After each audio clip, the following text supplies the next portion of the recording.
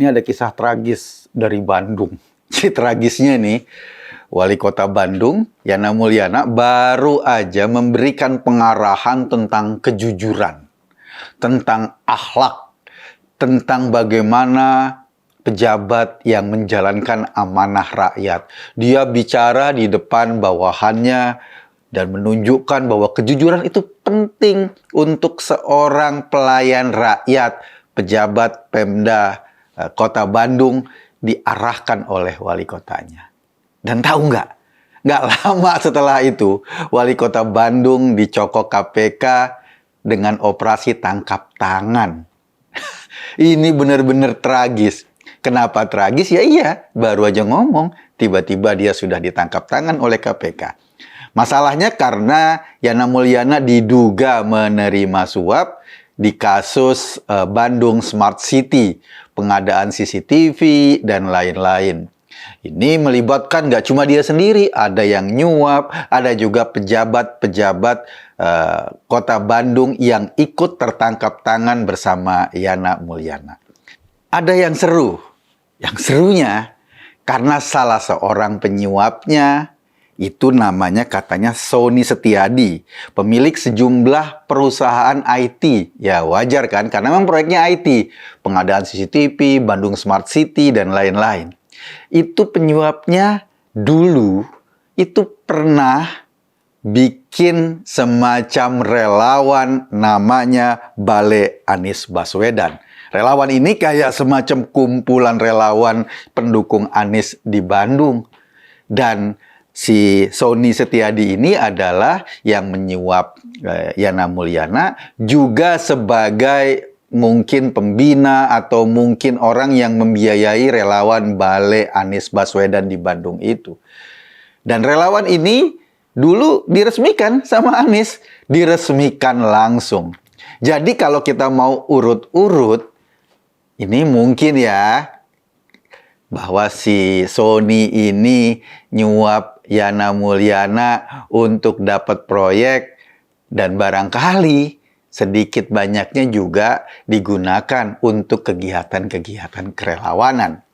Dan orang akan menarik-narik ke situ. Kenapa? Ya karena Sony tokohnya, dan dia adalah tokoh yang ikut kena OTT kemarin sama Yana Mulyana.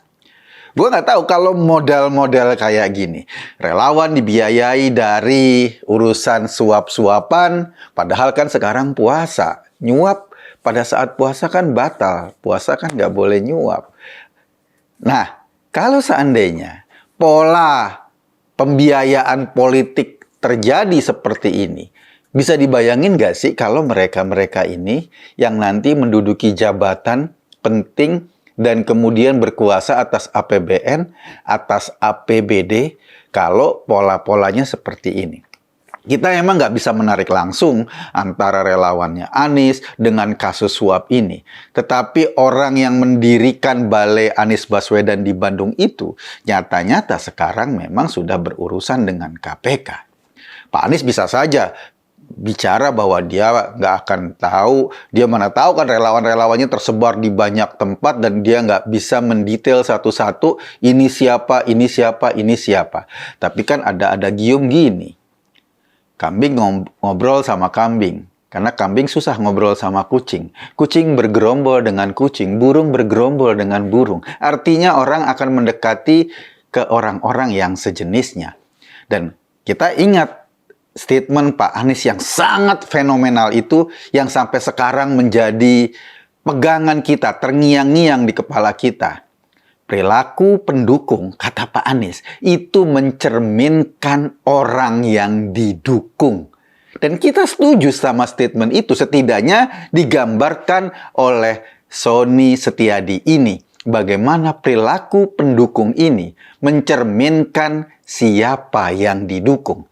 Dan kita tahu Sony Setiadi ini adalah pendiri atau katakanlah pembina relawan Balai Anies Baswedan di Bandung. Apakah ada korelasi? Kita belum bisa buktikan. Tetapi yang pasti sampai saat ini Pak Anies juga masih pusing sih soal Formula E, soal pengadaan tanah untuk proyek rumah DP 0%. Kan itu masih terus menjadi problem hukum sampai saat ini. Bahkan soal Formula E itu kabarnya KPK tarik-menarik. Ada yang bilang sudah ada bukti permulaan yang cukup untuk ditelusuri problem-problem hukumnya, ada yang bilang belum. Nah, tarik-menarik ini yang katanya seru di KPK. Kita tunggu aja sebetulnya sampai sejauh mana perkembangan berbagai kasus ini. Tapi yang pasti, Wali Kota Bandung itu menunjukkan sebuah tragedi. Orang yang banyak omong tentang kejujuran, orang yang banyak omong tentang amanah, nyata-nyatanya juga adalah orang yang ditangkap KPK karena doyan suap. Ini wali kota kayak anak kecil ya. Nggak bisa makan sendiri, harus disuapin sama orang. Kita juga nggak tahu kan, Anda juga banyak omong kan, apakah realisasinya sama dengan apa yang dia omongkan. Kalau selama ini sih agak jauh ya realisasinya. Dia ngomong soal karya, karyanya ya cuma mengganti nama jalan, karyanya cuma nutupin kali dengan jaring hitam, karyanya cuma ngerusak jalan dengan sumur resapan. Gue sih cuma mengajak Anda berpikir, kesimpulannya ya terserah Anda. Terima kasih.